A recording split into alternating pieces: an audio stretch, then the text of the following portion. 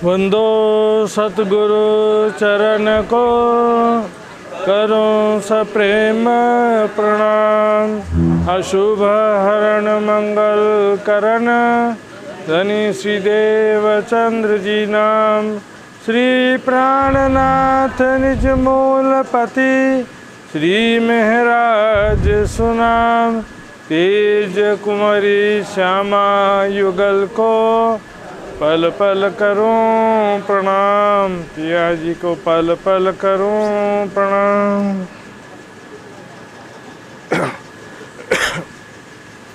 संवत 16 से 38 आसो सुदी 14 को, जन्मे दिन श्रीदेव चंद्र जी आए प्रगटे मारवाड़ में। आए प्रगटे मारवाड़ में, जब जन्मे मारवाड़ में।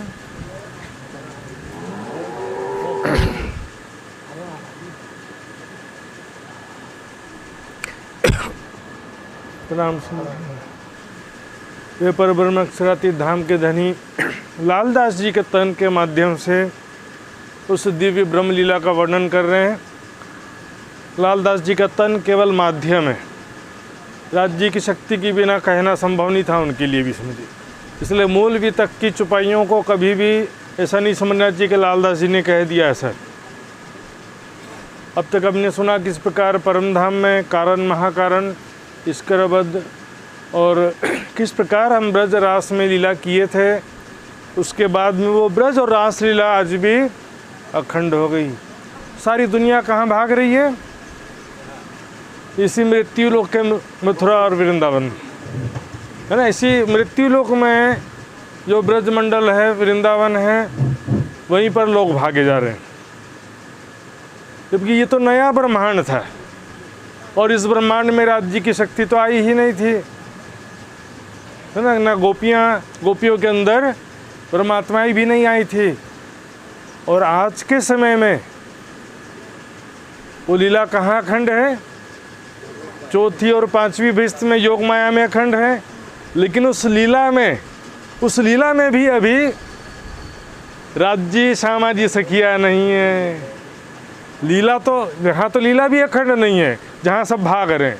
लेकिन जहाँ लीला अखंड है वहाँ पर भी न राज्य है, न श्यामा जी, न सखिया। सब तो अभी इधर आ गए ना जागनी में। और मूल तन तो सबका परम धाम में है। यहाँ पर भी आए हैं जागनी में भी, तो ये भी सपने का ही तन दिखा। वजूद आवे जो ख्वाब में, सो सब ख्वाब के जान। सपने में जो भी शरीर होता है ना, सपने का ही होता है। ख्वाब देखे जो पार से, तुम ताकी करो पहचान। ये दुनिया वालों का स्वभाव ऐसा होता है। देखिए, संसार में कोई भी महापुरुष होता है या कोई अवतार होता है ना, तो लोग तन को पकड़ लेते हैं, मूल को कोई नहीं पकड़ता। अब विचार करके देखेंगे कि परम धाम मूल विलावे में राज्य सामाजिक सख्या विराजमान है।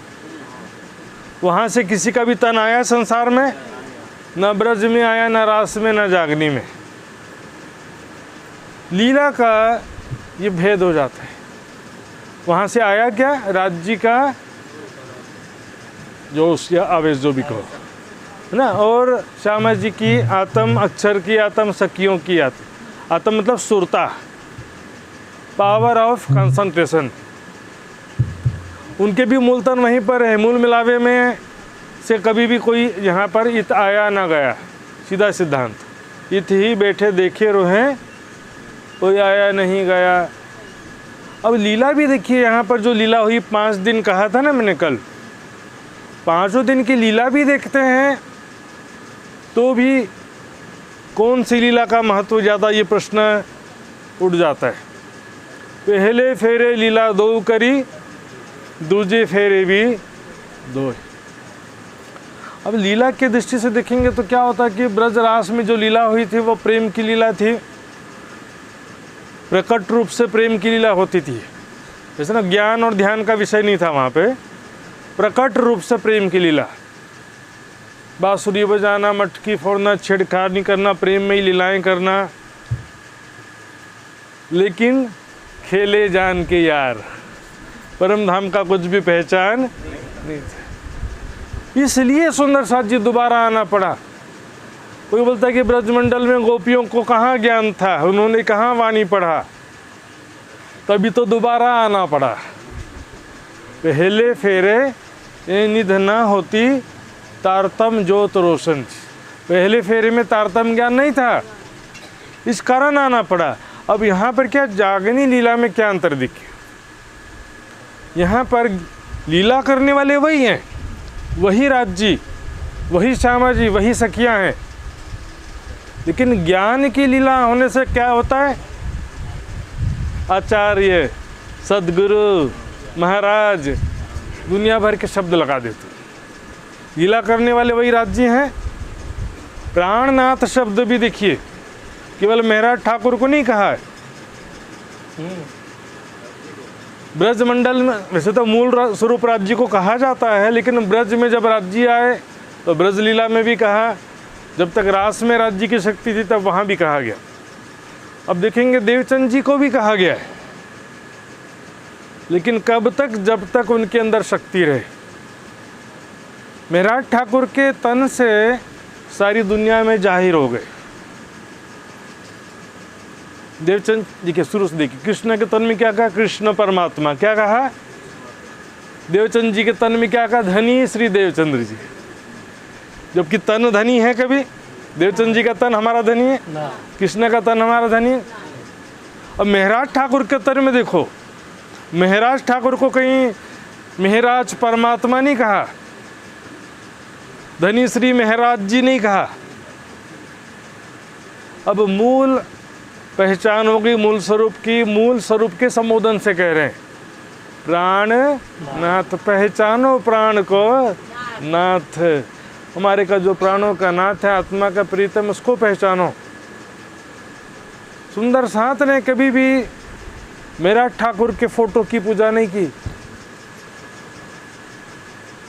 लेकिन जब तक शक्ति है तन में तब तक तो वैसा ही ट्रीट करना पड़ेगा। इसी तरह से सुंदर साथ ने सेवा किया, लेकिन ये जागनी लीला ही है। यहाँ पर ज्ञान रूपी बांसुरी बज रही है, वहाँ प्रेम की बांसुरी थी और यहाँ पर ज्ञान की बांसुरी, ज्ञान की लीला है सुंदर साथ जी। अब ज्ञान की जरूरत नहीं है बोलोगे तो चलेगा? अंध भक्ति, बिना ज्ञान के भक्ति अंध भक्ति होता है सुंदर साथ जी। धनी जी लियाए धाम से वचन, दिन से न्यारे न होए चरण, न कहवाए माया माहे आवानीपन साथ माटे कहवाए। कोई एक चौपाई से डिसीजन नहीं होता, पूरा विस्तृत, पूरा वाणी मंथन करना पड़ता है, विस्तृत विवेचना करना पड़ता है सुंदर साथ जी। एक चौपाई से अर्थ हम कुछ ले लेते हैं, आगे चल करके 4 चौपाइयाँ उसकी विपरीत मिल जाएंगी, क्या करेंगे? यही अपनी जागनी जो याद आवे निरसुख। गांधी भाई ने बताया अभी सुहागियों के लक्षण बहुत ही विस्तार से सुंदर साथ जी। वाणी मंथन करना ब्रह्म सृष्टि का सबसे जरूरी लक्षण। ये वाणी ब्रह्म सृष्टि के लिए केवल ज्ञान का विषय नहीं है, ये वाणी ब्रह्म सृष्टि के लिए प्रेम का विषय है। या को ज्ञान भी प्रेम को मूल। वाणी और वाणी का ज्ञान कभी भी अहंकार नहीं लाता सुंदर साथ जी। लेकिन अहंकार कब हो जाता है? प्रोफेशनली जब मैं सोचूं कि मुझे बड़ा महाराज बनना है, बड़ा प्रवक्ता बनना है, मेरे भी 40-50 नहीं तो 15-20 तो कम से कम शिष्य हो जाएं, मेरा भी नाम हो जाए दुनिया में एक बड़ा विद्वान महाराज के रूप में, ये सच्चे ज्ञानी का लक्षण नहीं है। हक इलम के जो आरिफ सच्चे ज्ञानी जो होते हैं ना, मुख नूर जमाल खूबी चाहें, चाहें चाहें फिर चाहें, देख देख उड़ावे अरवाह। सच्चे ज्ञानी तो राज्य का ही स्वरूप, राज्य का प्रेम, राज्य का ही ध्यान करना चाहते हैं। नहीं बुलाते 2-4 लोग ज्ञान सुनने के लिए, मत बुलाओ, बड़ी मेहरबानी। आपके पास टाइम नहीं है तो हमारे पास कौन सा टाइम है भाई? रे रूह तू करे न कछु अपनी के तुरझी मत माहे सुंदर, क्योंकि वाणी के विषय में बता रहा था मैं सुंदर। अब देखिएगा यहाँ पर श्री देवचंद जी और श्री महामती जी दो दूजे फेरे भी दो लीला में उतना ही अंतर है। तो लीला सुनेंगे तब वो अंतर समझ में आएगा सुंदर साथ जी। जब जन्मे मारवाड़ में घर अति आनंद नरनार, क्योंकि काफ़ी समय पश्चात परिवार में एक पुत्र रत्न की प्राप्ति हुई थी। मत्तू मेहता और कुंवर बाई जो थे उमरकोट गांव में, काफ़ी समय तक इनका पुत्र नहीं हो पाया था। कहते हैं एक संत की सेवा किया था, उस गांव में एक संत जन आए थे कोई, उनकी सेवा किया था, तो उसके आशीर्वाद से इनको ये पुत्र रत्न की प्राप्ति हुई। तो बहुत ही प्रसन्नता हुई, घर के सभी सदस्य बहुत ही खुशी हुए। लेकिन महामती जी क्या कह रहे हैं, ये बधाई ब्रह्मांड में, ये खुशी की बात केवल घर वालों के लिए नहीं है, त्रिगुण समेत विस्तार 14 लोक के सभी प्राणियों के लिए खुशी का विषय है, क्योंकि सारे जगत के लिए तो मुक्ति का लीला शुरू हो गया। यहाँ से वो दिव्य ब्रह्म लीला का प्रारंभ हो गया, जागनी लीला का प्रारंभ हो गया, जिसके द्वारा सारे जगत को मुक्ति मिलनी है ना। मुक्ति देने के लिए, सारे संसार को मुक्ति देने के लिए आ गए वो परब्रह्म अक्षरातीत की लीला शुरू हो गई है। यहाँ पर परमात्माओं की लीला, परब्रह्म अक्षरातीत की लीला। सुखदाई सबन को अखंड करनहार, क्योंकि इसी तन में तो आगे राज्य विराजमान होने ना। तो सुखदाई सबन को, ये जो लीला शुरू हुई है, शुरू से नहीं होगा, लेकिन इस लीला का परिणाम जो होगा सबके लिए सुखदाई होगा। पहले दिन से ही सबका दुख दूर नहीं होता, पहले दिन से सबको सुख नहीं मिलता। ये सफ़र होता, जागनी यात्रा। हम भी आज जो है पहले दिन सुनने आ गए चर्चा, पहले दिन से ही हमारे मन से कोई माया का प्रभाव समाप्त नहीं हो जाता। सुंदर, पहले दिन से ही हम राज्य का आनंद प्राप्त करने लग जाएं, ऐसा भी ज़रूरी नहीं है सुंदर साथ जी। एक लंबा सफ़र तय करना पड़ता है सुंदर साथ जी। अखंड करनहार, सारी दुनिया को अखंड मुक्ति प्राप्त होगी इस लीला के फलस्वरूप। विश्व बंदे अक्षर लो, सुखे परीक्षित सो कहियो विचार। इसमें जो है सुंदर साथ जी, सुखदेव जी ने राजा परीक्षित को कहा, मतलब कहाँ की बात चल रही है? सुखदेव जी ने राजा परीक्षित को क्या कहा था? श्रीमद् भागवत कथा सबसे पहले सुनाया था ना सुखदेव जी ने। तो श्रीमद् भागवत में क्या लिखा है, उसमें तो क्लियरली अक्षरातीत की बात तो कुछ भी नहीं है, लेकिन उसमें क्या लिखा है कि राधिका और गोपियाँ जो थी ब्रजमंडल में, उसके चरण रज को त्रिदेवा भी तरसते हैं। ब्रह्म सृष्टि के चरण रज को खोज थके त्रिगुण। सुंदर सा यहाँ पर देखिए, विश्व बंदे अक्षर लो। अब इसका क्या दो अर्थ निकल जाता है। कोई बोलेगा कि सारी दुनिया अक्षर ब्रह्म तक पूजा करती है, लेकिन ऐसा नहीं। क्यों? क्योंकि यहाँ प्रसंग चल रहा है श्री श्यामा जी के प्रकटन का, श्री देवचंद जी के प्रकटन का प्रसंग चल रहा है ना। तो अक्षर ब्रह्म तक भी अक्षरातीत के महल में प्रेम इश्क बढ़ता, तो उसकी इच्छा रखते कि नहीं रखते हैं। तो इसको श्यामा जी पर ही घटाना ज़्यादा प्रसंगोचित रहता है सुंदर साथ जी। सतयुग के बीच भूत इनो बीच रहे विस्तार। सतयुग के समय में संसार की स्थिति कैसी रहती है? सतयुग में सारे मनुष्य ही देवता रहते हैं, उस समय मनुष्य कोई नहीं रहता है। सतयुग में आप देखना, कोई भी पुराणों में पढ़ो, ग्रंथों में पढ़ो, इतिहास में पढ़ो, कोई भी समस्या हुई ना तो त्रेता युग से शुरू हुई।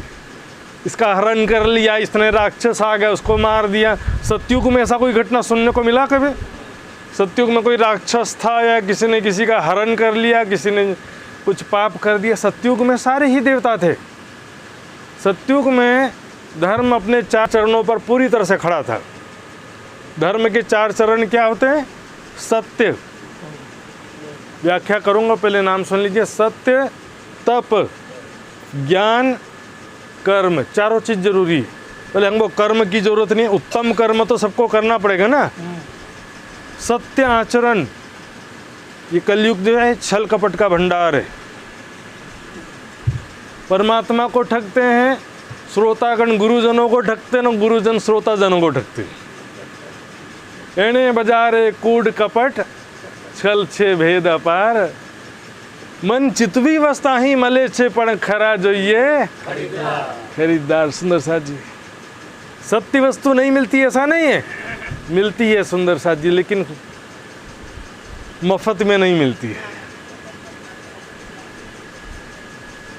सुंदर साथ जी, अच्छी वस्तु खरीदना तो ज़्यादा पैसा देना पड़ता है कि नहीं बाजार में। अच्छी वस्तु खरीद, सस्ता सामान चाहिए तो फिर देख रहे हैं ना, अच्छा सामान लाना है तो अच्छा पैसा देना पड़ेगा। सिर दिए सदगुरु मिले तो भी सस्ता सौदा जान, पहले दाता हम भय गुरु को दिन हो शीश। बोले कि ये थोड़ा सा सुन लो चुपके से ज्ञान, बाकी कुछ नहीं करना जी। ज्ञान समझ में आना है ना, आत्मा का कल्याण होना। सुंदर साथ जी, बस झूठा तसल्ली अपने मन को देते रहिए कि हम तो ब्रह्म सृष्टि हैं, परम धाम से आए हैं, परम धाम जाएंगे, खुश होते रहो। सबके दिल में राज जी बैठे हैं तो हमारे दिल में भी बैठे हैं, हमको कुछ आता नहीं, गाय हमारी माता है, बस होगी।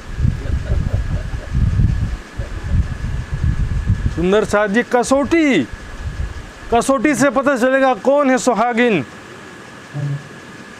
किसी और को धोखा नहीं दे सकते हम, अपने आप को धोखा दे रहे हैं। परमात्मा को कोई धोखा दे सकता है? धनी ना जाए किनको धोतियो। सुंदर साथ जी, सत्य नहीं है, तप का तो नामो निशान ही नहीं है। बोले बताया था ना कल मैंने, सुबह का नाश्ता नहीं करे तो चक्कर आ जाए ऐसा। और जो सैकड़ों हजारों साल से तपस्या कर रहे हैं, और कोई पुरानी बात नहीं सुंदर साथ जी, अभी लेटेस्ट जो है 15-20 साल पहले की बात है। एक सुंदर साथ थे, उस समय वो घर छोड़ के एक पुजारी के पास मंदिर में रहते थे। पुजारी जी एक बार उनको ले गए जंगल में, गुफा के पास। गुफा से काफ़ी देर बैठने के बाद एक जवान सा हट्टा कट्टा जवान दिखने वाला एक पुरुष बाहर निकला। और जो पुजारी जी थे वो तो बूढ़े से थे, तो जवान सा निकला। वो पुजारी को कहता, पुत्र कैसे हो करके बातचीत की और चले गए। बाद में वो जो सुंदर साथ बच्चा था ना, उनसे पूछा, गुरुजी महाराज जी, वो तो जवान था और आप तो बूढ़े हो, वो आपको पुत्र क्यों कह रहा था? बोले बेटा वो 350 साल का है और मैं 70 साल का हूँ। और ये कोई कहीं सुनी बात नहीं कि हिमालय में होते हैं 4 साल वाले योगी, तो सुनी सुनाई बात हो गई ना।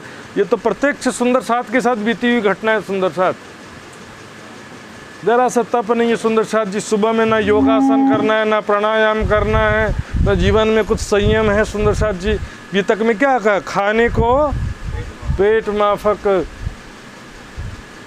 सत्य तप ज्ञान और कर्म चारों चरणों पर वापिस स्थापित हो जाएगा ये संसार। कब? जब बुद्ध निष्कलंक स्वरूप प्रकट होंगे। भागवत में इस विषय में लिखा है, देवापी शांतनोर भारता मरु इक्ष्वाकु वंशज। देवापी जो कि शांतनु के भाई हैं, और मरु जो इक्ष्वाकु वंशज, दोनों जो है कलाप ग्राम में रहते हैं। हिमालय में जहाँ ध्यान करते हैं ना योगी लोग, उसको कलाप ग्राम कहते हैं। जहाँ पर केवल योगाग्नि में शरीरधारी योगी रहते हैं, जो मल मूत्र खाना पीना ऐसे शरीर के गुण धर्म से परे हो चुके हैं, वहाँ पर वो तपस्या करते रहते हैं। उन दोनों ने वरदान मांगा कि हमारे तनों में बैठकर परब्रह्म अक्षरातीत लीला करें। तो देवापी के तन में श्री देवचंद जी और मरु के तन में मिहिराज जी, तो इन 2 तनों में परब्रह्म अक्षरातीत की लीला होगी। सुंदर साथ जी, उस समय में लिखा है कि वापस संसार में वर्णाश्रम युतम धर्मम पूर्ववत प्रतिष्ठित। उस समय वर्णाश्रम युक्त लिखा है। वर्ण का मतलब यहाँ पर दुनिया में जो बोलते हैं ना 4 वर्ण, ब्राह्मण क्षत्रिय वैश्य, लेकिन यहाँ पर उसकी बात नहीं, जन्म से ब्राह्मण की बात नहीं है। योग्यता के हिसाब से ये 4 वर्ण कहे गए थे, जिसमें जो योग्यता है ना, जो कर्म के हिसाब से वर्ण कहा जाता था पहले।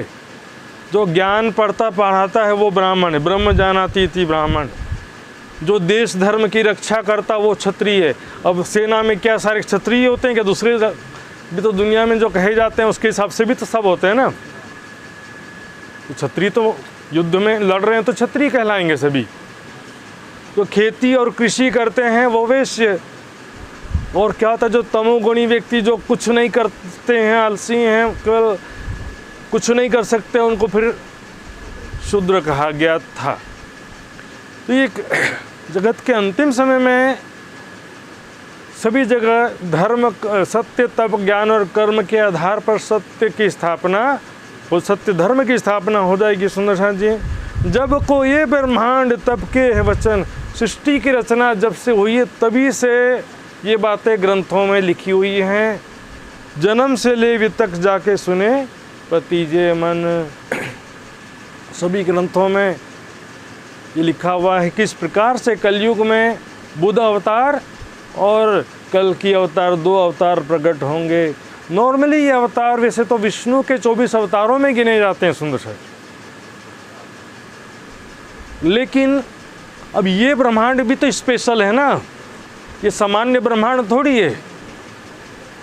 अन्य ब्रह्मांडों में जब परब्रह्म अक्षरातीत अवतार नहीं प्रकट नहीं होते हैं तो विष्णु अवतार लेते थे, राक्षसों को मारते हैं, सत्युग की स्थापना हो जाती है, फिर नया पिक्चर स्टार्ट हो जाता है, फिर से सत्युग आ जाता है। 28वां के बाद 29वां सत्युग, फिर 29वां कलयुग आएगा, फिर राक्षस को मारेंगे, फिर 30वां सत्युग आएगा, तीसरा त्रेता द्वापर करके तीसरा चक्र चलते रहता था। इसमें अब 29वां नहीं आने वाला है। तो ये जो 24 अवतार, ये अवतार जो यहाँ पर अब रिप्लेसमेंट हो गया। परब्रह्म अक्षरातीत जब स्वयं प्रकट हो रहे हैं तो विष्णु अवतार से उत्तम हुआ, अवतार से उत्तम हुआ। तो यहाँ अवतार का क्या काम, अवतार से भी उत्तम हो गया। परब्रह्म को अवतार कभी नहीं कहते सुंदर साथ जी। तो जाके सुने पतिजे मन, अपनी बातें ग्रंथों में प्रमाण देखने से ना हमारा हृदय द्रवित होता है, विरह दर्द उत्पन्न होता है सुंदर साथ जी। 3 स्वरूप की वितक जन्म से लेकर सो कहो आगे संयनो, ये चर्चा सब ऊपर। अब ध्यान देखिए सुंदर साथ जी, जो हमेशा से बोलते सुनते आए, जरा चौपाई के विषय में शुद्धिकरण ध्यान देंगे। यहाँ पर 3 नहीं है, 3 है, 3। हस्तलिखित वितक में 3 है। 3 का मतलब होता वह या उस, क्योंकि ये बात कहाँ पर आई, हम लोग भी पहले ऐसे ही सोचते थे, लेकिन जब एक बार पन्ना जी में वितक कर रहे थे, पन्ना जी के विद्वानों से भी मुलाकात होते रहता है, तो उन्होंने बताया कि ये गलत लिखा है। हस्तलिखित वितक साहब में 3 नहीं है, 3 है। 3 मतलब यहाँ पर देवचंद जी की बात चल रही है, देवचंद जी का प्रकटन का प्रसंग चल रहा है ना। स्वरूप की वितक जन्म से लेकर सो कहो आगे संयनो, सो चर्चा सब पर। क्योंकि 3 यहाँ पर बोलने से तो फिर वही बात आ जाती कौन से 3 स्वरूप, लेकिन यहाँ पर 3 है, छोटा ई की मात्रा है। जब भया बरस 11वां तब मन उपजो विचार, बोलो श्री प्राणनाथ प्यारे। ये है सुहागनी का लक्षण। चाहे देवचंद जी हो, चाहे कोई भी ब्रह्म सृष्टि हो, चाहे सुंदर साथ में जन्म हो परिवार में, चाहे अन्य किसी धर्म के परिवार में जन्म हो, उसके दिल में विचार उत्पन्न होगा, जिज्ञासा उत्पन्न होगी। क्या मैं कौन, कहाँ से आई हूँ, कहाँ है मेरा भरतर, मैं कौन हूँ, कहाँ से आई हूँ, संसार क्या है, सृष्टि की रचना किसने की है, संसार एक जन्म मृत्यु का चक्र है, भवसागर है। तो इस भवसागर में हम फंसे कैसे? तो बोले भवसागर है, भव से निकलना, लेकिन भैया भवसागर में फंसे कैसे, जन्म मृत्यु के चक्र में आए कैसे, सारा ज्ञान जरूरी है। जब तक बंधन बांधा कैसे है नहीं मालूम होगा तो बंधन को खोलना मुश्किल है, खींचते रहो। अरे भैया ऊपर से गांठ खोलना पड़ेगा, नीचे से खींचने से कुछ नहीं, और टाइट हो जाएगा गांठ। तो जीव बंधाड़ो अज्ञाने अज्ञान इंद्र, जो अज्ञानता ही बंधन है, यही तुम्हारी भूल है, तुम्हें बंधन यही बात, यही फरामोशी तुमको जो भूल गए हक जात।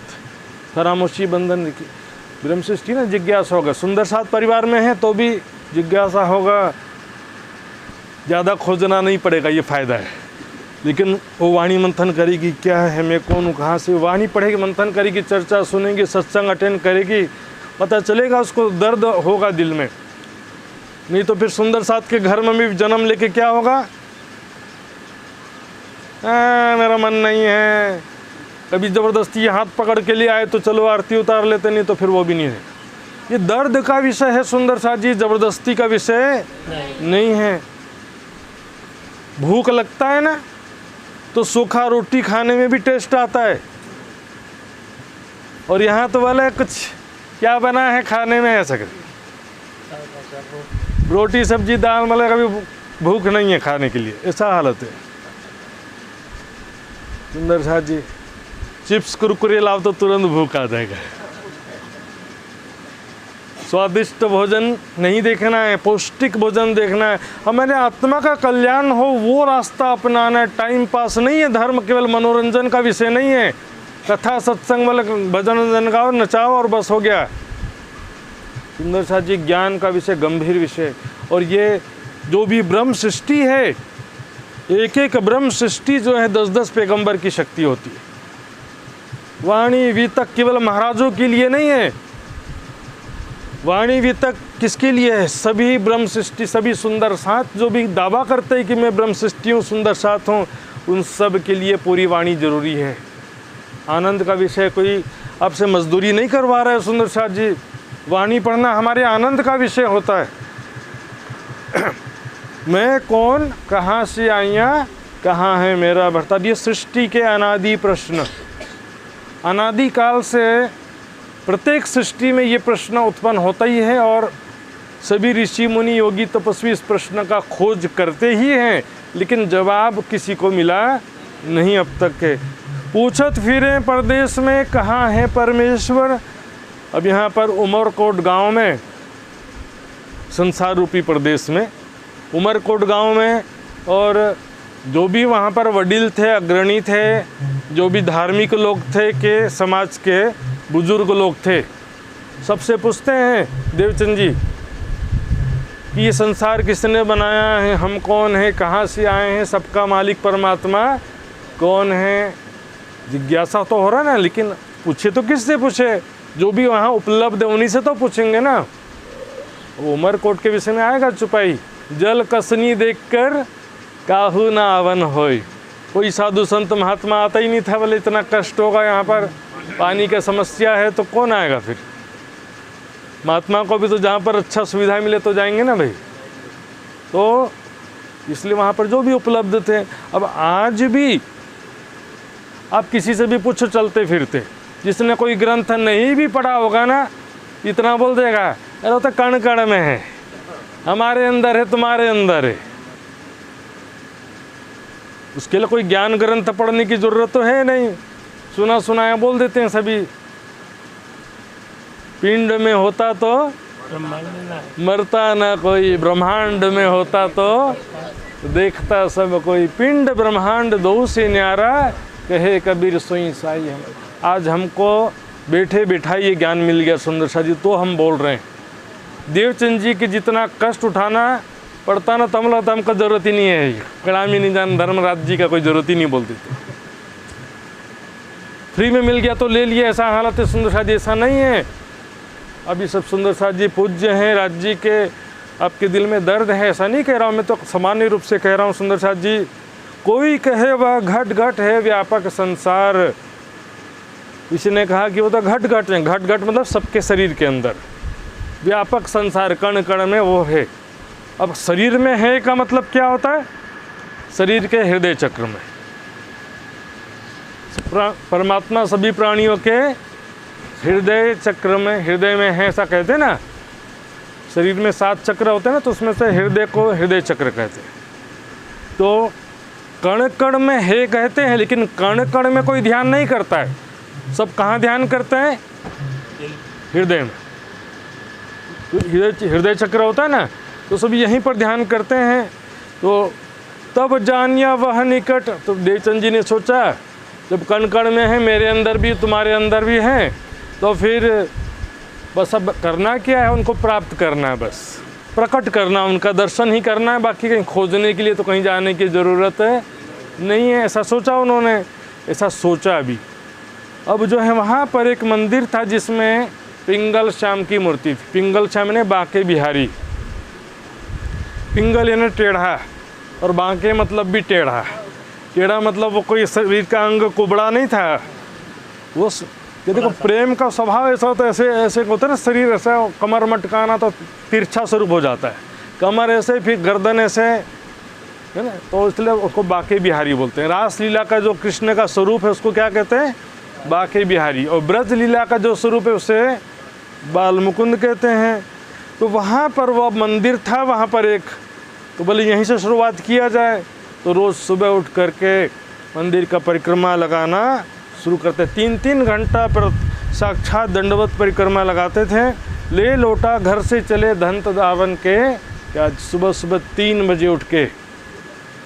पहले का समय कैसे था सोचिए सुंदर जी, कोई घर में बाथरूम और नल की सुविधा कुछ नहीं, निकल के जाओ, सामने कुआं बना हुआ है, उससे पानी खींचो और निकालो, फिर बाहर जाओ, फिर वापस आओ। वहीं पर सुबह सुबह सुंदर शाह जी 3 बजे, और आज तो 6 बजे भी आलसी हो जाते।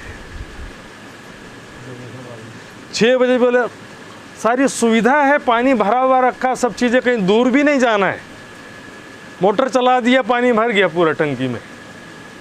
फिर भी सुंदर साथ जी आलसी लोगों का कोई उपाय होता है? 8-9 बजे भी उठते हैं ऐसे सुंदर साथ में भी। और नई पीढ़ी के बीच में ऐसा हालत है, लेकिन कई लोग ऐसे भी हैं जो रात भर पढ़ाई करते हुए जागते भी हैं। कई ऐसे बच्चे लोग फिर आगे चल करके बनते हैं डॉक्टर, MBA से बड़े बड़े अच्छा कार्य, जो ऊंचे पद वाले बनते हैं ना। इसलिए क्या है कि जो आलस्य है मनुष्य का सबसे बड़ा शत्रु कहा गया है। सुंदर से शुद्ध आकार करके फिर आवे न मन में लाज। अभी क्या कि धर्म का काम करने में शर्म आएगी, बुरा काम करने में शर्म नहीं आएगा। मनुष्य का ऐसा हालत है। इस प्रकार से नित्य नित्य प्रदक्षिणा देवे एक बहुत 1 घंटे तक प्रदक्षिणा देते हैं। ऐसे करते करते 4 साल व्यतीत हो गया। 11 साल के थे, अब कितना हो गया? 15 साल हो गया सुंदर सच परिक्रमा देते देते। लेकिन ज्ञान चर्चा एक भी दिन सुनने को नहीं मिला, केवल प्रदक्षिणा ही दे रहे थे। तब मन में विचार आता है, इस तरह से सारा जीवन गुजर जाएगा। ज्ञान, गुरु के बिना, ज्ञान के बिना मुक्ति मिलने वाली नहीं है सुंदर सा जी। मोह जल से जो त्रिखा भाजे, तो गुरु बिना जीव भव से पार।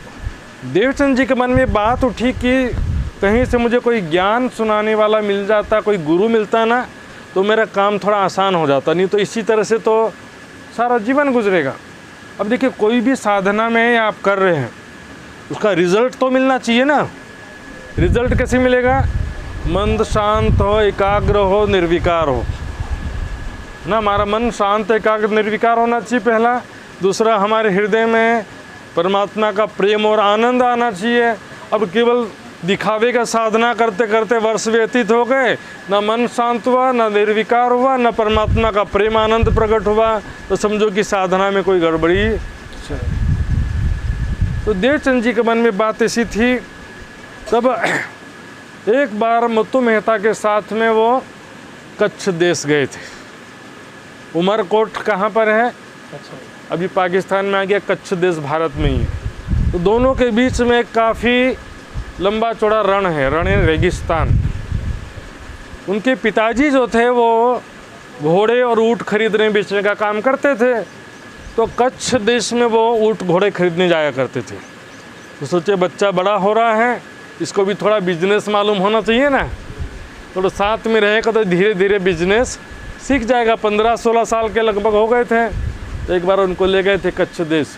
कच्छ देश में देखे, अरे यहाँ तो गली गली में मंदिर, जगह जगह आश्रम, जगह जगह सत्संग हो रहा है।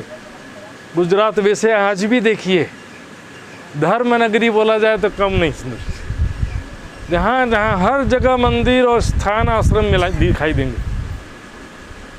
तो उस समय पिताजी के साथ तो वापस आना पड़ गया, लेकिन मन में बात बनी रही, किसी तरह से मुझे कच्छ जाना ही पड़ेगा।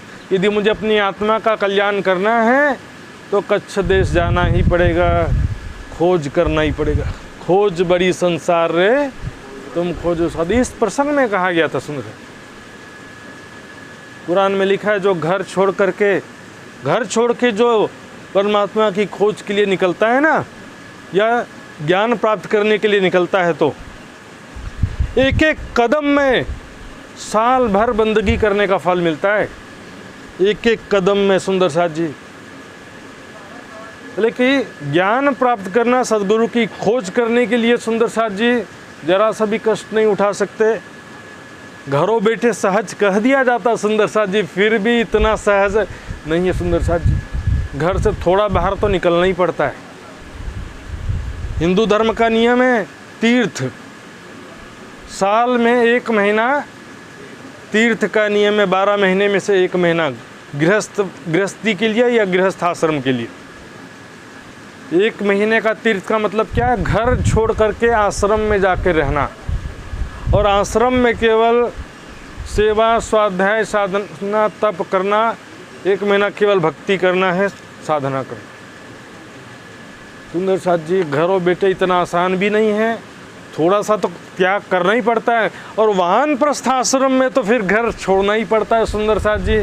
कब लोग घर में बैठेगा, कब लोग हथौड़ा हेरन आया था ना चौपाई सुंदर साथ जी, प्राणनाथ जी के साथ में 500 सुंदर साथ घर बार छोड़ के निकल पड़े थे सुंदर साथ जी। तो हमको घर छोड़ने की बिल्कुल भी ज़रूरत नहीं, ऐसा भी नहीं समझना चाहिए सुंदर साथ जी।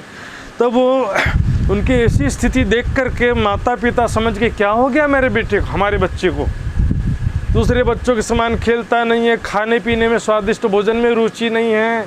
कोई शादी वगैरह होता तो वहाँ पर भी कोई रुचि होती नहीं है। मन में रहे बैराग ना, घर में खटपट रहे, मन में रहे बैराग। मन में बैराग्य हो गया, विरक्ति हो गई, कुछ भी अच्छा नहीं लगता, सगे संबंधी, खाना पीना, कपड़ा, ये सब, पैसा, कुछ भी अच्छा लगता नहीं था। सब लोग समझा समझा के थक गए। बेटा भक्ति तो बुढ़ापे में करते हैं, भक्ति कब करते हैं? तो आप लोग क्यों नहीं करते? आप लोग करो फिर। जिसने जवानी में भक्ति नहीं किया है वो बुढ़ापे में भी नहीं, बहुत मुश्किलें नहीं कर सकता। उसमें 100 वर्षनी जटा बंधाड़ी तेम केम करी खोली जाए। 100 साल तक कंघी नहीं करेंगे तो बाद में वो उखड़ जाएगा, लेकिन कंघी होने वाला नहीं है सुंदर सा जी। तब देवचंद जी को तो अब कच्छ जाने का निश्चय कर ही लिया था, लेकिन अब साधन नहीं मिल रहा था, कैसे जाए? वे पड़ोस में तो है नहीं यहाँ पर। आज तो देखो बस है, ट्रेन है, बहुत सारे संसाधन है, कहीं भी जाना है तो। तब उनको पता चला कि यहाँ का जो मारवाड़ देश का जो मंत्री है वो वजीर खांडा विवाहने के लिए कच्छ जाने वाला है, और साथ में 200 सवार और 1 रथ जा रहे हैं। 200 सवार मतलब सवारी, घोड़े और ऊँट सब मिलाकर उसे, और 1 जो है रथ है खांडा विवाहने। खांडा विवाहने तो आप सबको अच्छे से मालूम ही होगा। खांडा मतलब तलवार। तो क्या होता था कि बीच में बहुत बड़ा रेगिस्तान है ना, तो रेगिस्तानी लुटेरे डाकुओं का बड़ा आतंक था। तो दूल्हा स्वयं शादी करने नहीं जाता था, दूल्हे की तलवार भेज देते थे। बोले तलवार से फेरा लगा दिए और दुल्हन लेकर के आ गए। फिर दुल्हन को भी क्या ले आ रहे, उसका भी कुछ ऐसे गले का हार या कुछ एक आध सामान ले आओ। फिर तो अब देवचंद जी मंत्री के पास पहुंच जाते हैं। मंत्री साहब, मैं भी आपके साथ में कच्छ जाना चाहता हूँ। मंत्री ने कहा ठीक है चलो, लेकिन तुम्हारे पास कोई सवारी है कि नहीं है? बोला मेरे पास नहीं है, लेकिन चिंता मत करो, मैं तो दौड़ते दौड़ते आ जाऊँगा। मंत्री कहते हैं तुमको ज़रा भी लगता पहचान नहीं है, कैसा रास्ता और कितनी लंबी दूरी है, पैदल और दौड़ने की तो ये बस की बात ही नहीं है। हम तुमको इस तरह से नहीं ले जा सकते, क्योंकि हमारा तो सवारी पूरा फुल है। 200 सवारी पूरे, घोड़े ऊँट सब में सवारी बैठे हुए हैं, इसलिए उसमें तो तुमको जगह नहीं मिल सकता है, और अपना सवारी तुमको लाना पड़ेगा, तभी ले जाएंगे। देवचंद जी सोचते हैं जब मुझे अपने ही पैरों से दौड़ कर जाना तो इनसे पूछने की क्या ज़रूरत है, पीछे पीछे दौड़ते हुए चले जाऊंगा। अब दौड़ के ही जाना है तो फिर इनकी अनुमति लेने की क्या ज़रूरत है। अब देवचंद जी तो वापस आकर के तैयारी शुरू कर दिए, सारा सामान ले तैयारी करने लगे कि क्या क्या साथ में ले जाऊं। घरों जाए के साज को राह की लेने लगे, थारी कटोरा लोहंडा और लोटा जल के सब सामान ले लिए। देखिए अब इसमें क्या है, देखिए केवल खाने के सामान नहीं है, खाना बनाने के भी सामान है। लोहंडा यानी कढ़ाई है ना, और लोटा जल के जो बनाने के लिए भी कोई खाना स्वयं बना के खाने का नियम है इनका। एक नीमचा कमर को और कपड़े पहनन के, कमर में नीमचा यानी छोटी तलवार, छोटी सी तलवार थी वो रख लिया था, और कपड़े पहनने के बकुचा बांध तैयार भय, खर्ची बांधी, गठरी बांध करके सामान तैयार कर दिए। पहले समय में कोई बैग और थैला और ये ट्रेवल बैग तो नहीं होते थे ना, ट्रॉली बैग वगैरह, गठरी में सामान बांध के तैयार कर लिया, कुछ पैसा भी रख लिए। अब शाम को बारात निकलनी थी 4:30 बजे, तो उस समय पे जैसे निकलने का टाइम हुआ वैसे ही दरवाजे पर माता पिता आकर के बैठ गए। लेकिन इनके सामने तो जा नहीं सकता, तो पूछेंगे सामान लेके कहाँ जा रहा, गठरी लेके कहाँ जा रहा, तब तो और फंस जाऊंगा मैं। तब थोड़ा इंतज़ार करते करते जब माता पिता जैसे ही हटे दरवाजे से, तुरंत दौड़ करके निकल गए। लेकिन थोड़ी सी देरी हो गई, बाराती जो भी सवार थे वो थोड़ा आगे निकल गए। दौड़ते दौड़ते पीछे पीछे आए, दूर से केवल हवा में उड़ता हुआ रेत दिख रहा था। जब 200 घोड़े दौड़ेंगे रेत में तो पीछे से रेती उछलेगा कि नहीं उछलेगा। दूर से वो घोड़े और मतलब दौड़ते हुए जाते हुए दिख रहे थे और रेत दिखाई दे रहा था। तो पीछे पीछे ये भी दौड़ने लगे, अत्यंत उतावले होकर के चले, अति उतावले, मन में पहुँचो धाय। मन में बस यही भावना था कि मैं दौड़ करके पीछे लग जाऊं, जो होगा देखा जाएगा। आज ये होता दीवानापन सुंदर साथ जी, है ना। क्या होगा इसकी भी चिंता होती नहीं है सुंदर साथ जी। अब यूँ करते चले गए, बीच पड़ी आए रात। अब मध्य रात्रि हो गई। जब निकले थे घर से तभी 5:30-6 बज गया था। अब दौड़ते दौड़ते क्या हो गया, अंधेरा हो गया, घना अंधेरा। अब जो आगे बाराती दिख रहे थे वो भी निकल गए, वो भी अब दिखाई देते, और पीछे पीछे उमरकोट भी अब दिखाई देता है। रेगिस्तान और सागर में एक समानता यही है, बीच में पहुंच जाओ ना, पता ही नहीं चलेगा दिशा का, यहाँ जाएं कि यहाँ जाएं।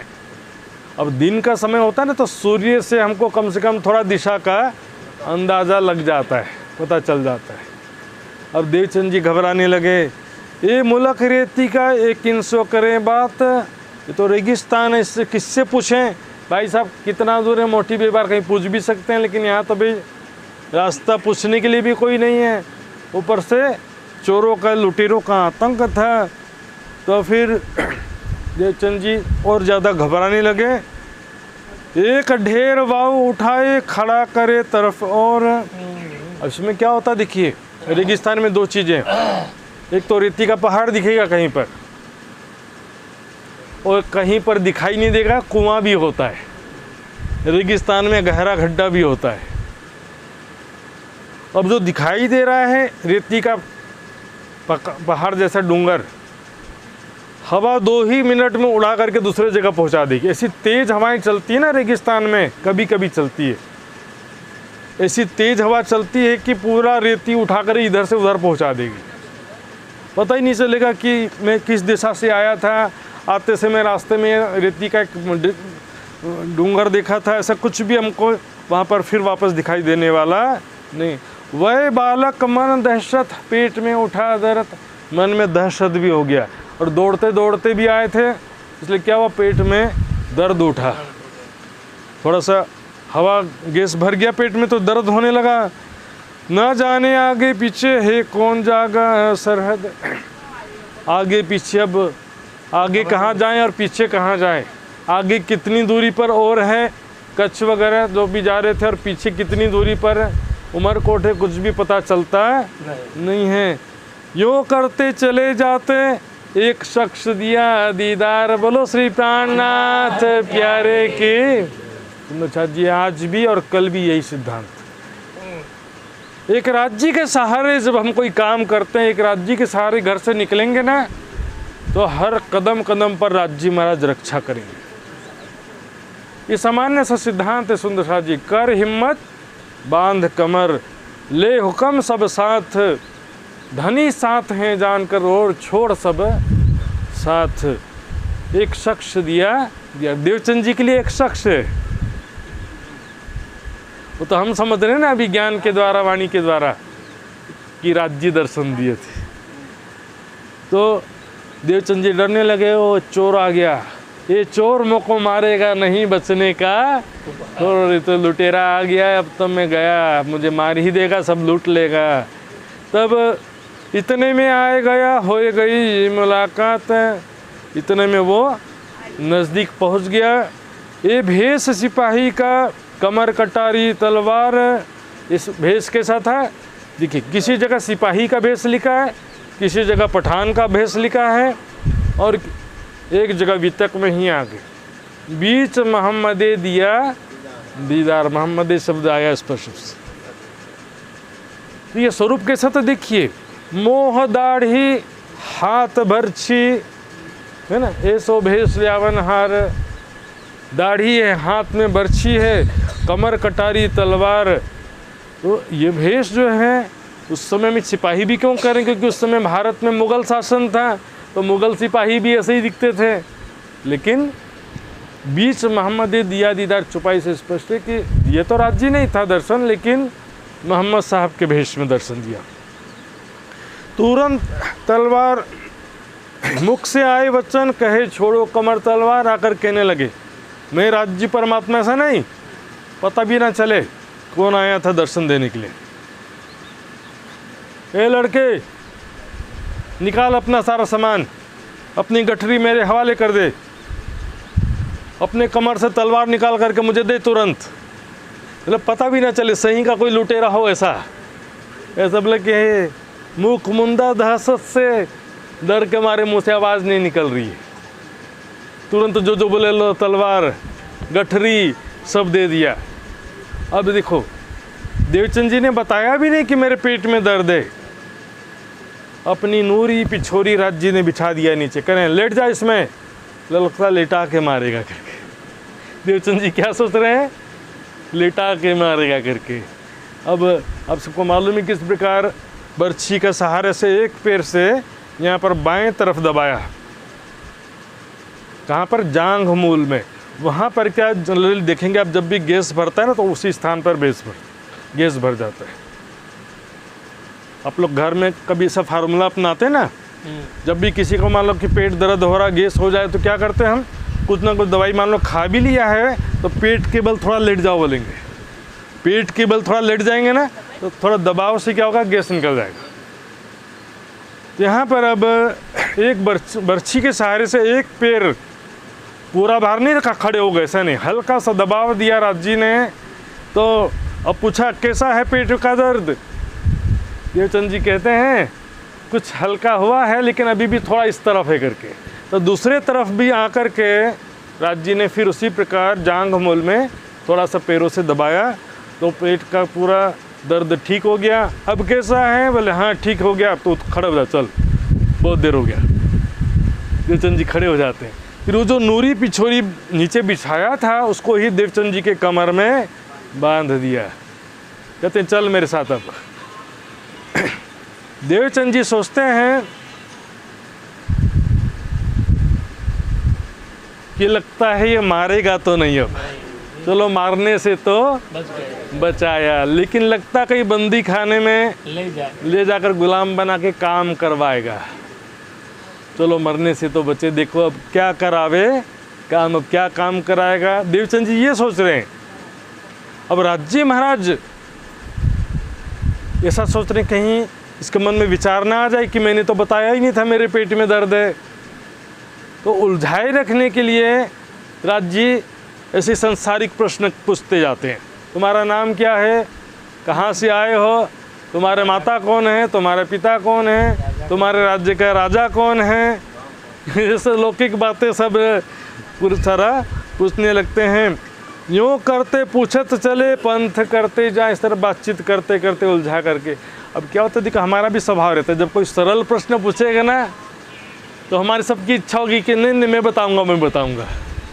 किसी प्रश्न का जवाब सबको आता हो ना, यहाँ से मैं पूछूं कि नांदोज कहाँ पर है, तो कितने सारे सुंदर साथ को मालूम होगा, तो दो चार तो बताना शुरू कर देंगे बिना बोले ही।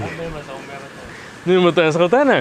तो इसमें क्या होता है, जो सरल सरल जो बातें हैं, सांसारिक बातें उलझाए रखने के लिए, कहीं देवचंद जी को पता न चल जाए कि मैंने तो पूछा ही नहीं, बताया ही नहीं था कि मेरे पेट में दर्द है, तो सीधे आकर के मेरे पेट का दर्द सबसे पहले क्यों दूर किया। अब रात रही थोड़ी बाकी, देखिए थोड़ा सा रात बाकी, सुबह लगभग 4:30 बजे का समय हो गया था। 7 को पहुँचे। 7 मतलब जो वजीर और जो सैनिक वगैरह आए थे ना, उनके पास तक पहुँच गए। वहाँ पर दूर में भी समझो कि लगभग आधा किलोमीटर दूर है, दूर में ही खड़े हो गए। अब रुको कहते हैं, मेरी पिछोरी वापस करो। पिछोरी वापस ले लिए, उनका गठरी और तलवार भी वापस कर दिया। भाई कहीं ऐसा ना समझे कि मेरा सामान ले गए थे राज्य से। सामान जो एक दूसरे का था वो वापस कर दिया। अब कहते हैं देख सामने, देख ए तेरो साथ, देख वो देखो तुम, इन्हीं के पीछे भाग रहे थे ना। देवचंद देखते हाँ हाँ ये वही है। गायब। पीछे मुड़ के देखे तो पीछे फेर के देखें, मेरा किन्ने पकड़ा था हाथ, गायब हो गए। बोलो हो, अब विचार आया कि मेरा किन्ने पकड़ा था हाथ। अभी तक विचार नहीं आया था। जब तक कोई सामने होता है तो जुदा होता है, और जो बिछड़ जाता है तो वही खुदा हो जाता है। सुंदर साहब, अब मन में बहुत ज़्यादा विलाप होता है। ए तहकीक मेरा खावंद कियो विलाप याद करते हैं। ये मेरा निश्चित रूप से ये मेरे खावंद हैं और हर पल मेरी रक्षा कर रहे हैं। नज़र से ना काढ़ी मुझे अव्वल से आज दिन, क्यों कर कहूँ मेहर महबूब की जो करत ऊपर मोमिन। जहाँ कहूँ मैं डर हूँ ये छोड़े नहीं क्यों कर, किस कभी भी मुझे अकेले छोड़ने वाले नहीं हैं। अब करना क्या है, आज भले मुझसे जुदा हो गए हैं, लेकिन अब मैं अपने प्रेम की शक्ति से कभी ना कभी उनको अवश्य जीत लूँगा और दर्शन देने के लिए मजबूर कर दूँगा। देवचंद जी के मन में पूरा विश्वास हो गया। अब आगे बढ़ते हैं। वहाँ पर जो टेंट डाल रहे थे सारे सैनिक वगैरह, वहाँ जाते हैं तो एक सिपाही उनको रोक लेता है। कौन हो तुम, यहाँ इतने रात में कहाँ से आए हो। देवचंद जी कहते हैं मैं देवचंद्र हूँ, उमरकोट से आप सबके पीछे पीछे आया हूँ। अच्छा, कोई जानता है तुम्हें यहाँ पर। बोले वजीर साहब जानते हैं, वजीर साहब से पूछ लो करके। वजीर साहब तुरंत बाहर आते हैं, कहते हैं अरे देवचंद्र, हम जब निकले थे तब तो तुम हमारे साथ में नहीं थे, तो कैसे आ गए हमारे पीछे पीछे। और हम तो अभी अभी पहुँचे, अभी अभी पहुँचे, टेंट लगा रहे हैं। हाँ, इधर जो है कोई आग जला रहा है। तुम्हारे पास क्या सवारी है, तुम किस में सवार होकर के आए। देखते ना, मैं तो आए दौड़े, जो ये वंग है ना, वायु के समान में दौड़ते हुए आया तेजी से। अपने पैरों पर ही आया, लेकिन दौड़ते हुए वायु की गति से मैं आ गया। ये नूरी पिछोरी का कमाल था। सुंदर सा नूरी जो पिछोरी बांधे थे ना कमर में, बात करते करते ना समय का पता चला ना ज़मीन का पता चला। ट्रेन में बैठे बैठे फुल स्पीड पहुंच नहीं जाते हैं, उस तरह से चल रहे थे कि हवा में उड़ रहे थे, पता ही नहीं।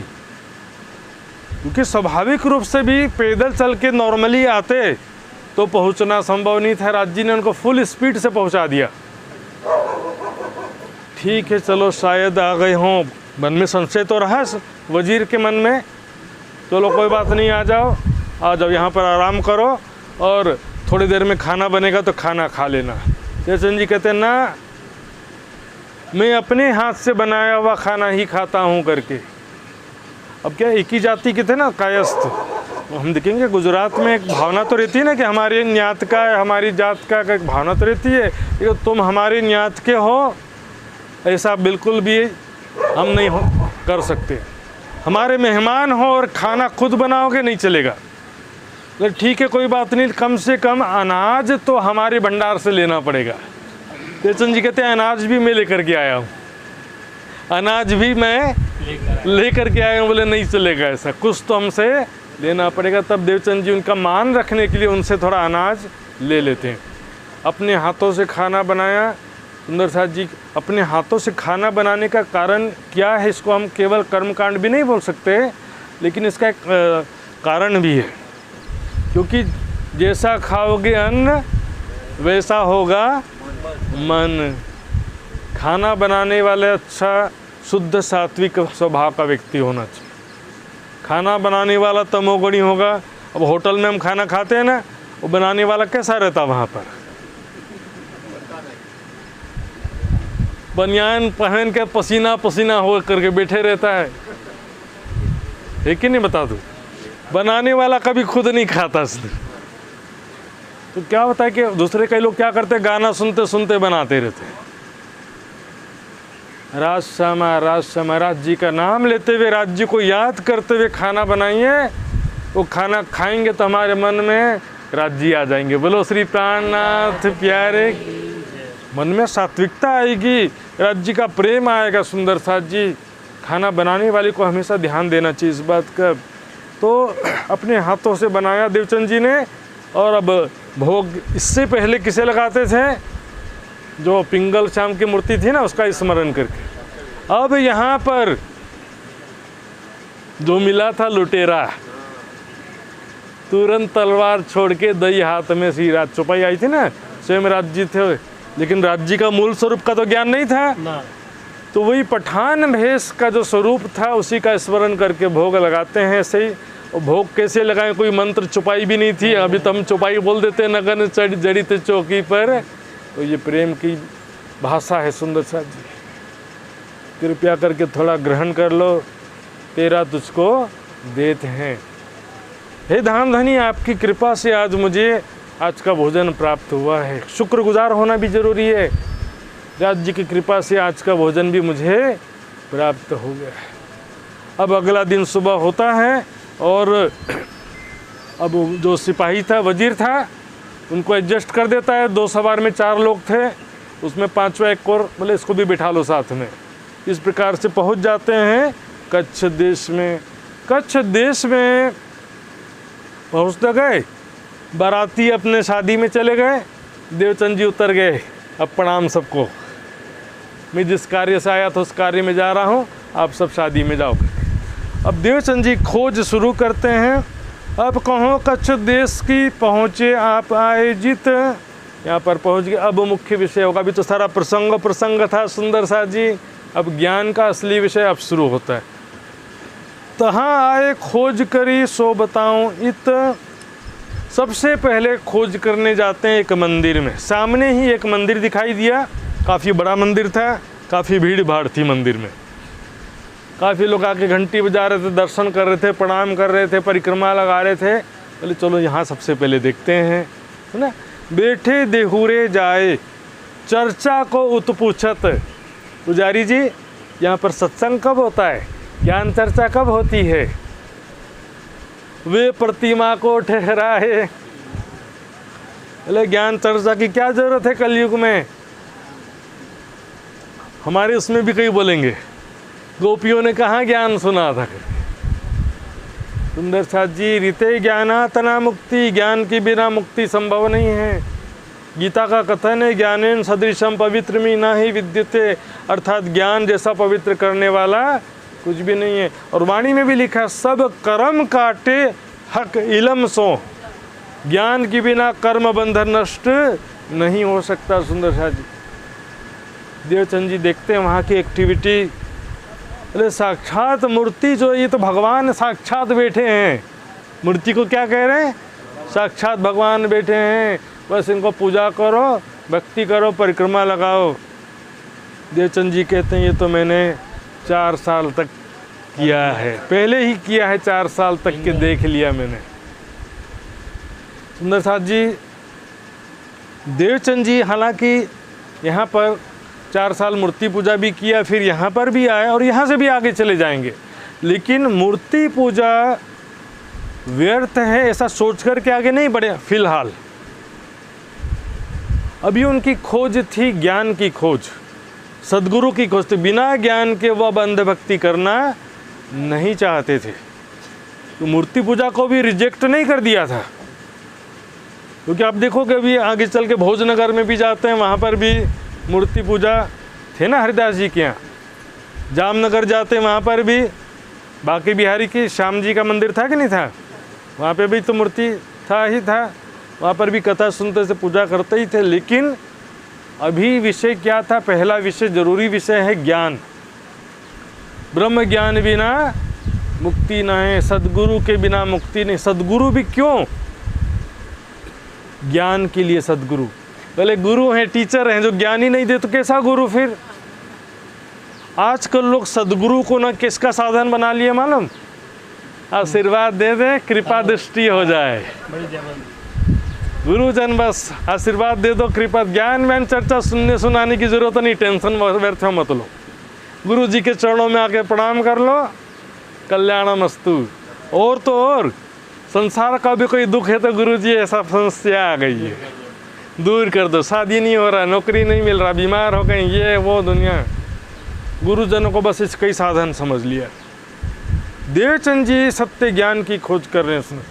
हाँ, ज्ञान से हम लोग समझते हैं ये मूर्ति पूजा गलत है, बिल्कुल सही बात है, लेकिन उससे भी बड़ी एक चीज़ है बहुदेव पूजा। बहुदेव पूजा एक चीज़ है, मूर्ति पूजा एक और चीज़ है। तो दोनों की निर्मूलन करने के लिए ज़रूरी है ब्रह्म ज्ञान। दोनों का ही निर्मूलन कैसे होगा? ब्रह्म ज्ञान के द्वारा होगा। सुंदर साथ जी, अब यहाँ से आगे बढ़ते हैं। आए खोजे सन्यासी, बड़े डिंभधारी सन्यासी, सन्यास मत। उस समय भारत में सन्यास मत ज़्यादा प्रचलित था, जो कि आदि शंकराचार्य जी के द्वारा स्थापित था। उस विषय में अब ज़्यादा नहीं जाएंगे। लेकिन अब क्या होता, सन्यासी का दूसरा शब्दों में कहेंगे बैरागी, वैरागी या विरक्त, विरक्त सन्यासी। उनका वेशभूषा और जीवन जो है त्याग तपस्या पूर्ण जीवन। कैसा होता है? त्याग और तपस्या पूर्ण जीवन होता है, एकदम विरक्त जीवन होता है। वेशभूषा भी ऐसा, जैसे क्या होता है, बस ऐसे कुर्ता भी नहीं पहनते वो, ऐसा जो ना कुर्ता धोती जैसा ही कपड़ा होता, थोड़ा मोटा सा सूती कपड़ा, उसी को कमर में लपेट लिया और उसी को ऊपर भी लपेट लिए, माला वगैरह, तिलक वगैरह, बालों का जटा।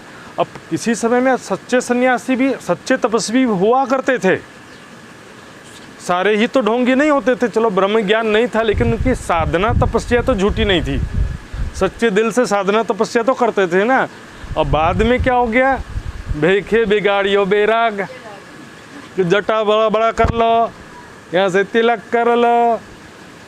कुंभ मेला में गए होंगे तो मालूम होगा, देखें कैसे कैसे आते हैं ना सब, बड़े डिंभधारी, दिखावा करने वाले, और बड़े गुस्सेल दिखेंगे, देखने से डर लगे सामान्य आदमी को।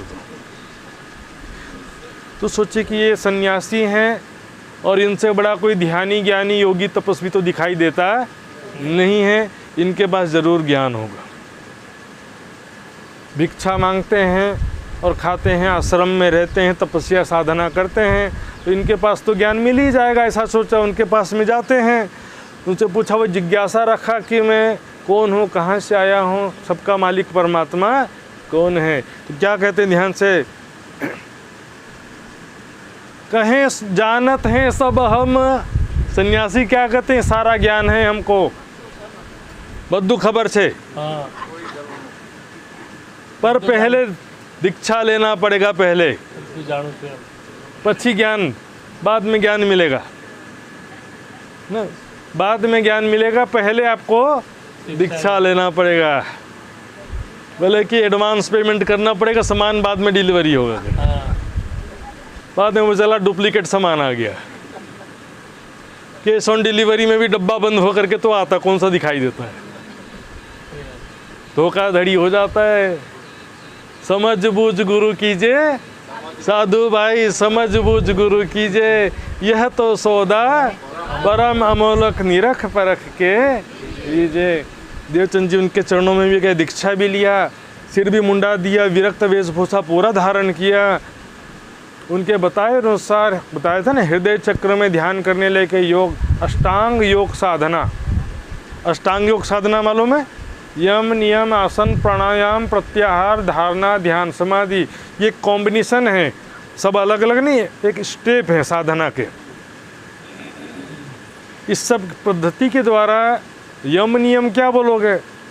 आचरण के कुछ नियम है, शौच, संतोष, तप, स्वाध्याय, ईश्वर प्रणिधान, अहिंसा, सत्य, अस्तेय, ब्रह्मचर्य और अपरिग्रह, ये आचरण के कुछ नियम है। फिर आसन और प्राणायाम शरीर के शुद्धि के लिए होता है। प्रत्याहार यानी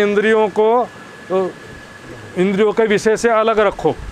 प्रत्याहार मतलब उसके विपरीत आहार देना, प्रतिकूल बोलते हैं ना, प्रति आहार से प्रत्याहार बना। जैसे मैं जिब्या मांग रहा कि मिठाई दो, उसको दे दो नीम, करेला ऊपर से नीम चढ़ेला, तो उल्टा देने कैसे? क्योंकि मारो हिरस हवा परहेज करवाणी में भी कहा, जो मांग रहा मन वही देती जाओगे तो काम नहीं चलेगा। आग में घी डालने से आग कभी बुझता नहीं।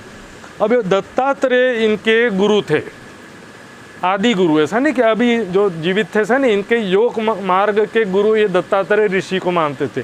दत्तात्रेय ऋषि कौन है? विष्णु भगवान के 24 अवतारों में से एक अवतार है। अनसुईया के गर्भ से 9 दिन में बाहर निकल आए, सिर्फ 9 दिन में। और योग दर्शन के बहुत बड़े, योग विद्या में निपुण थे ये। इन्होंने 24 गुरु माना था। 24 गुरु, अब सोचो कि कोई व्यक्ति को गुरु नहीं माना था, अलग अलग वस्तुओं या जीवों से शिक्षा प्राप्त किया। जैसे कि भौमरा होता ना, फूल की खुशबू जाकर के चिपक जाता है, रात में फूल बंद हो जाता है, फंस जाता। पतंगा, लाइट को देख करके देखो, 5 जीव 5 अलग अलग विषयों के कारण मृत्यु को प्राप्त होते हैं। भौरा सुगंधि के कारण, पतंगा रूप के कारण, लाइट के कारण वो लाइट के चारों तरफ घूम घूम करके मर जाता ना। हिरन संगीत के कारण, मधुर संगीत सुनेगा तो आकर्षित हो जाएगी हिरन, बाद में पिंजरे में पकड़ लेंगे। मछली जिह्वा के कारण, दाना दिखा जाकर छलांग मारेगी, कांटे में फंस जाएगी या तो जाल में फंस जाएगी। हम भी माया के सुखों के लालच में फंस जाते हैं। 5वां हाथी, त्वचा स्पर्श।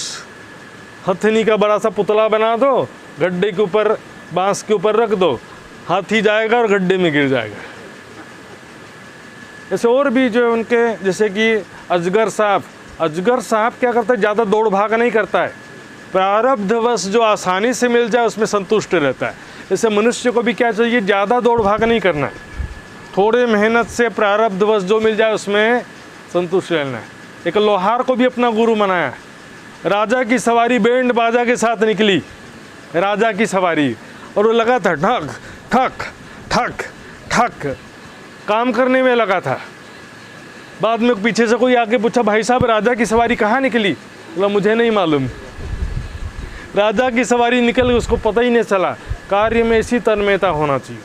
और यहाँ चर्चा के बीच में जरा घंटी बजा, सबका ध्यान उधर जाएगा। तन्मयता ऐसा होना चाहिए। एक पिंगला वेश्या थी, रात भर अपने प्रेमी का इंतजार करती रही। कस्टमर का इंतजार करते रहते ना, रात भर प्रेमी नहीं आया, रात भर उसी का इंतजार चिंतन करती रही। सुबह बोली, रात भर यदि मैं परमात्मा का चिंतन करती और परमात्मा का ध्यान करती ना, तो परमात्मा आ जाते। हम दिन रात माया का, संसार का चिंतन करते रहते हैं। थोड़े दिनों में ये सब ठीक हो जाएगा, थोड़े दिनों में खुशियाँ आ जाएंगी, थोड़े दिनों में दुख दूर हो जाएगा। कुछ भी दूर नहीं होने वाला और कुछ भी नहीं बदलने वाला।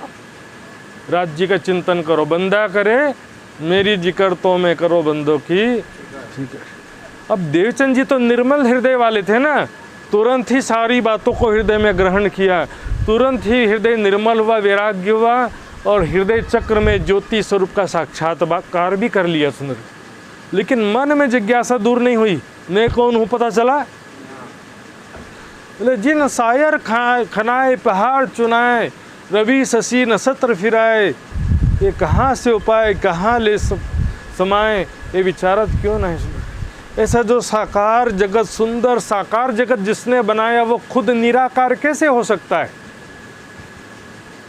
देवचंद जी के मन में यही जिज्ञासा था। ये ज्ञान यहाँ पर परफेक्ट नहीं है। तब आगे निकलते हैं। बड़े डिम्बक कनफटे चले गए 3 ठोर। और वहाँ पर नाथ पंथ के सन्यासी थे, ये भी सन्यासी जैसे ही थे, नाथ पंथ के थे। इसमें क्या होता है? राजयोग। मैंने जो बताया अष्टांग योग साधना, उसको क्या बोलते हैं? राजयोग। एक होता हठ योग। हठ योग में क्या, हठ का मतलब जिद करना बोलते हैं ना। उनका क्या मानना है कि शरीर में जो 70,000 नाड़ियां हैं उसमें वात, पित्त और कफ दोष है। गंदगी भरा ना शरीर के अंदर में, तो उसको शोधन करने के लिए वो हठ करते हैं। कैसे? नस क्रिया, नाक में रस्सी डालेंगे, खींचेंगे तो नास में से, तो सिर में इधर कफ जमा है ना, वो नाक के रास्ते निकल जाएगा। फिर क्या होगा? बस्ती, नेति, धोती, 2 मीटर लंबा 2 अंगुल चढ़ा धोती, वो खा लेंगे, धीरे धीरे पेट में जाएगा। फिर पेट में से वो कफ वापस धोती बाहर निकालेंगे। कुंजल क्रिया, पानी पी के उल्टी करना। बस्तियों ने मल द्वार से औषधि युक्त गर्म पानी अंदर खींचना, फिर वापस निकाल देना। इससे क्या होता है? शरीर के जो अंदर नस नाड़ियों में गंदगी भरी है ना, इसकी सफाई होती है। तो क्या होता है? हृदय चक्र के अंदर परमात्मा का सहज ही दर्शन हो जाता है। बोलो श्री प्राणनाथ। अब दर्शन तो हुआ नहीं किसी को। अभी सुई घर के बाहर गिरा और घर के अंदर खोजोगे तो सुई कहाँ मिलेगा? मिलेगा? परमात्मा तो नश्वर जगत से परे है, पिंड में ब्रह्मांड में खोजेंगे तो कहाँ से मिलेगा? लेकिन सिद्धियां जरूर मिल गई। सिद्धियां अवश्य ही सबको उनको मिल जाती थी। बड़े राजगुरु कहलाते। राजाओं को क्या चाहिए? राजाओं को, मंत्री को कौन चाहिए? सिद्ध पुरुष। चुनाव में अवश्य जीत जाओगे, मेरा आशीर्वाद है करके। तो क्या बड़े बड़े राजा इनको गुरु मानते थे, सन्यासियों को नहीं मानते थे, इनको मानते थे। क्यों? कि बड़े चमत्कारी सिद्धि प्राप्त हुआ करते थे। सुंदर साथ जी योग दर्शन का कथन है, जब शरीर के सारी अशुद्धियाँ समाप्त हो जाती ना, तपस्या करते करते जब शरीर की सारी अशुद्धियाँ जल जाती हैं, तब 9 प्रकार की सिद्धि प्राप्त होती है। आदरणीय राम रतन दास जी महाराज जी, तारतम्य ज्ञान प्राप्त बाद में किया इन्होंने, सिद्धि पहले ही प्राप्त हो गई थी उनको। पैदल चलते चलते, खोज करते करते, तपस्या साधना करते करते हजारों किलोमीटर पैदल चल दिए। ब्रह्म ज्ञान तो बाद में प्राप्त हुआ। सुंदर साथ, सिद्धियां जो हैं प्राप्त हो जाती हैं। लेकिन देवचंद जी सिद्धियों की खोज में थे। कोई संसारिक कामना थी कि सब लोग मेरे को एक बड़ा चमत्कारिक महाराज समझे, ऐसी भी भावना नहीं थी। वो भी यहाँ से भी आगे निकल पड़ते हैं। फिर वैरागी कापड़ी में रहे कोई के दिन। कापड़ी में समझते हो? खोपड़ी। क्या होता है जब कहीं डेड बॉडी जला देते हैं ना, खोपड़ी पूरी तरह से नहीं जलती है, कहीं से इधर उधर से खोपड़ी उठा लेंगे और स्मशान घाट में बैठे रहेंगे, मंत्र तंत्र करते रहेंगे। तो उनके बीच में भी रहे कि कुछ मुझे कहीं से भी ज्ञान चाहिए, ज्ञान चाहिए मुझे, बिना ज्ञान के भक्ति में कर सकता नहीं। ये ब्रह्म सृष्टि और ईश्वर सृष्टि दोनों का लक्षण है। दोनों ही कभी अंध भक्ति कर सकते नहीं। देखा देखी, भीड़ के पीछे भीड़, बोले इधर साक्षात राज जी, भीड़ के पीछे भीड़ भागो नहीं। बिना ज्ञान समझे देखा देखी, भीड़ के पीछे भीड़ कभी नहीं चलेगी। ब्रह्म सृष्टि और ईश्वर सृष्टि, ये है सुहागिन का लक्षण। देवचंद जी वहाँ पर भी गए, लेकिन देखा ये तो सारे क्या हैं? परे इंद्रिय बस मन, इंद्रियों और मन के वशीभूत हैं। तंत्र मंत्र क्यों कर रहे हैं? सिद्धियां प्राप्त करने के लिए, मान प्रतिष्ठा प्राप्त करने के लिए, दुनिया के सुखों को प्राप्त करने के लिए। सुंदर सा चमत्कार का प्रदर्शन करो और लोगों से फिर भौतिक सुख प्राप्त करो। भैया किसके लिए?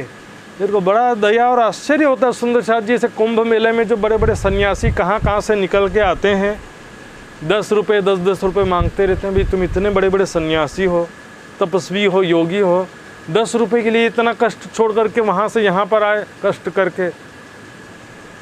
इतने ही तपस्वी हो, हिमालय छोड़ के 10 रुपये के लिए यहाँ क्यों आए? पैसे की क्या ज़रूरत है आपको? 10 रुपये के लिए लोगों को आकर्षित कर रहे हो और वो लोग तुमको अपमानित कर रहे हैं। कोई हिंदू भी उनको सम्मान की दृष्टि से देख नहीं रहा है। ऐसा बिल्कुल भी उचित होता नहीं है सुंदर शाह जी। इन भांत मस्जिद में मुल्ला की करी सोहबत, इस प्रकार से मस्जिद भी गए। बोले मस्जिद में भी मुझे, क्योंकि उस समय तक भारत में मुग़ल शासन आ चुका था। मुग़ल शासन का मतलब इस्लाम धर्म भी भारत में आ चुका था। जब तक अंग्रेज भारत में नहीं आए तब तक क्रिश्चियन धर्म नहीं आया, जब तक मुग़ल भारत में नहीं आए तब तक इस्लाम धर्म भी भारत में नहीं आया।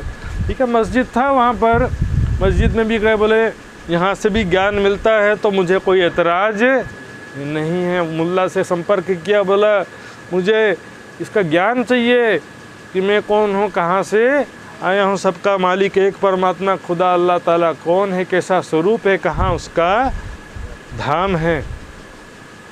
तब आज भी जाकर के पूछो क्या बोलेंगे?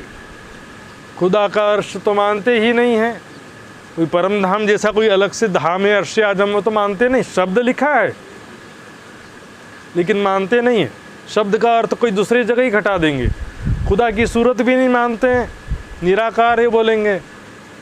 कुरान में क्या लिखा है? खुदा अपने अर्श में विराजमान है। तो अर्श का बोलेंगे सिंहासन में विराजमान है। खुदा कैसा? निराकार है। तो निराकार है तो सिंहासन की भी क्या ज़रूरत है? अर्श का अर्थ क्या किया? सिंहासन किया। सिंहासन पर विराजमान निराकार को सिंहासन की भी क्या ज़रूरत है फिर? चलो कोई बात नहीं, आगे बढ़ते हैं। इनका लक्ष्य क्या है? जन्नत। कोई भी मुसलमान से पूछेंगे ना तो उनका टारगेट केवल जन्नत है। चले कि 5 नियम का पालन करो, कलमा, नमाज, रोज़ा, हज, ज़कात, ये 5 नियम का पालन करोगे तो तुमको जन्नत की प्राप्ति होगी, खुदा मोहम्मद तुम्हारी सिफायत कर देंगे। देखिए जन्नत में क्या होता? देवचंद जी ने पूछा जन्नत में क्या होता है? बोले हूरें होती हैं। आज भी पूछोगे ये बात, मैंने पूछा था। थाली में खजूर लेकर के आएंगी। हूरें क्या करेंगी? थाली में खजूर लेके आएंगी। और बोले वहाँ पर पैखाना नहीं होता, बोले एक डकार आती है, पूरा साफ हो जाता है। अप्सराएं, बोले ये तो हिंदू भी कहते हैं कि स्वर्ग में अप्सराएं होती हैं, हिंदुओं में भी है कि नहीं है? इसी शायर ने बहुत अच्छा कहा, ये जो जाहिर परस्त हैं, ये जो जाहिर परस्त हैं, दिखावे की भक्ति जो कर रहे हैं, ये कब हक परस्त हैं। हक ने खुदा के सच्चे भक्त नहीं है ये तो हूरों पे मर रहे हैं, सब हवा परस्त हैं, हूरें मिलेंगी। ये तो मुस्लिम महिलाएं भी इस बात का विरोध करती हैं। टीवी पर आया भी था, आपने किसी शायद सुना होगा, जो सोशल मीडिया से जुड़े हैं ना, वो सुने होंगे। एक महिला मुस्लिम जो वकील है उसने कहा कि भाई आपको तो जन्नत में 72 हूरें मिलेंगी, हमको क्या मिलेगा? हम महिलाएं जो हैं जो खुदा की बंदगी कर रही हैं तो हमको क्या मिलेगा? बोले 72 में से सब शिरोमणि सिरदार हूर बनोगी तुम। बोले पति वही मिलेगा? हाँ पति वही मिलेगा।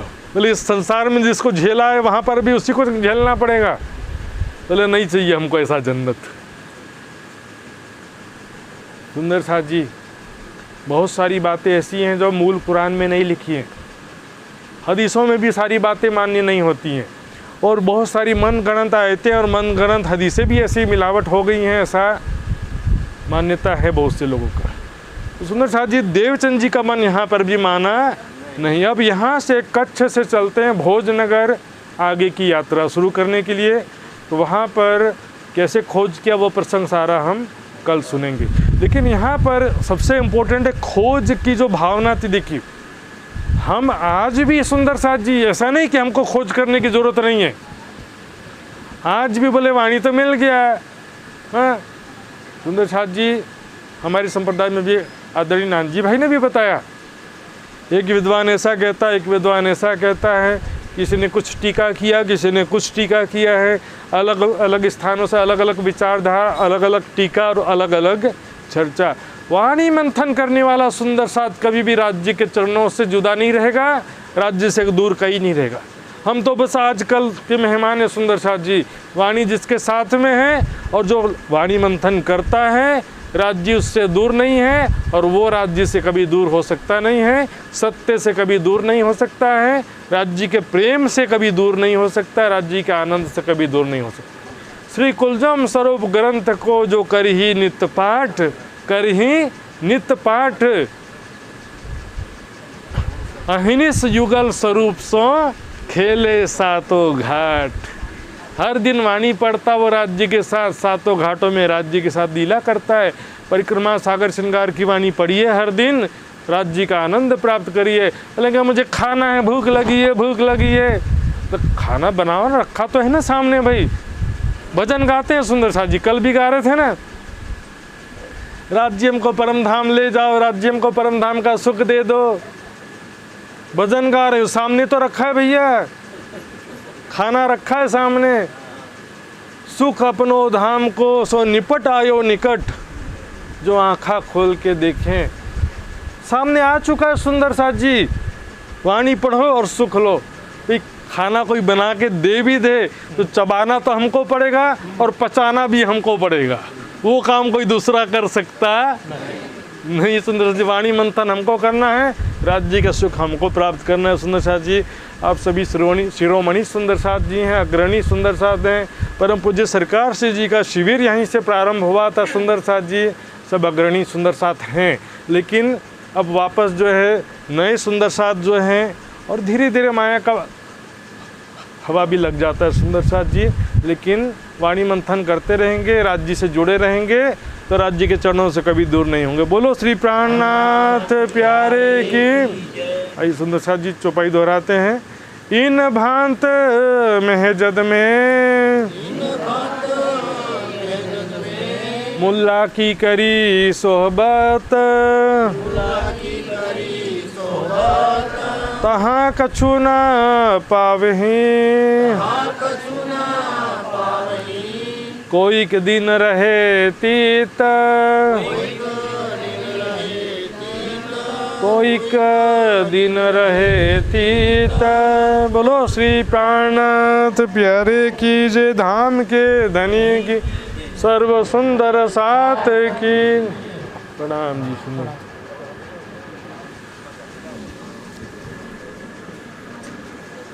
ये सुंदर साथ जी आप सब प्रणाम जी, प्रणाम जी।